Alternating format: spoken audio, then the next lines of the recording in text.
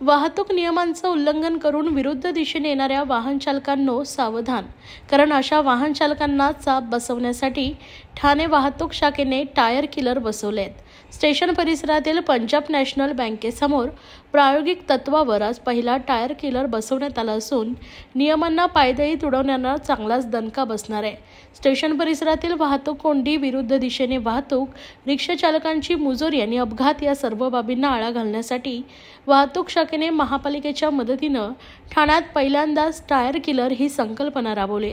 लवकरच ठाणे शहरातील विविध ठिकाणी अशा प्रकारचे टायर किलर बसवण्यात येणार असल्याची माहिती वाहतूक शाखेच्या पोलीस निरीक्षक रोहिणी पवार यांनी दिली आहे। या टायर किलरवरून विरुद्ध दिशेने प्रवास केल्यास टायर पंक्चर होऊन मोठे नुकसान होणार आहे, त्यामुळे वाहन चालकांनी विरुद्ध दिशेने प्रवास करणं टाळावं असं आवाहन यावेळी रोहिणी पवार यांनी केलं आहे। आज आपण बघतोय की पोलीस आयुक्त हद्दीमध्ये PMCच्या सहाय्याने आपण टायर किलर बसवत आहोत।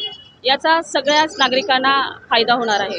बऱ्याचदा आपण बघतो वर्दळीच्या काळामध्ये रॉंग साईड होऊन किंवा नो एंट्रीमध्ये वाहने जाऊन मोठ्या प्रमाणात वाहतुकीचा खोळंबा होतो। अनेक उपाययोजना करून देखील ह्या रॉंग साईड आणि नो एंट्रीमधल्या गाड्या ज्या आहेत तर त्या खोळंबा वाहतुकीचा करतच आहेत। त्यामुळे एक प्रायोगिक तत्वावर आपण ज्या ठिकाणी असे रॉंग साईड होतात त्या ठिकाणी टायर किलर बसवत आहोत। सदरचे टायर किलर हे केवळ जे रॉंग साईड आणि नो एंट्रीमध्ये वाहने येत आहेत त्यांनाच त्रासदायक ठरणार आहेत, त्यांचेच टायर हे डॅमेज होणार आहेत। मॅडम, किती ठिकाणी आपण करतो आणि किती फायदा होईल ठाणेकरांना?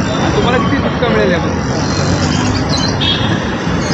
ठाणे आयुक्तालय हद्दीमध्ये आपण वेगवेगळ्या ठिकाणी ज्या ठिकाणी रॉंग साईड मोठ्या प्रमाणात होत आहेत त्या ठिकाणचे जागा ज्या आहेत त्या आयडेंटिफाय केलेल्या आहे। नजीकच्या काळात त्या ठिकाणी आपण असे टायर किलर बसवणार आहोत। सध्या ठाणे स्टेशन पंजाब नॅशनल बँकेच्या समोर आपण हे प्रायोगिक तत्वावर टायर किलर बसवत आहोत। तर नागरिकांनाही आव्हान आहे की त्यांनी रोडवर चालत असताना फुटपाथचा वापर केला पाहिजे। यामुळे मोठ्या प्रमाणात मनुष्यबळाची याच्यामध्ये आपल्याला फायदा होणार आहे आणि मनुष्यबळ पोलीस इथे न लावता देखील रॉंग साईड टाळता येणार आहे। त्यामुळे वर्दळीच्या काळात जो वाहतुकीचा खोळंबा होतोय तो देखील टाळता येणार आहे।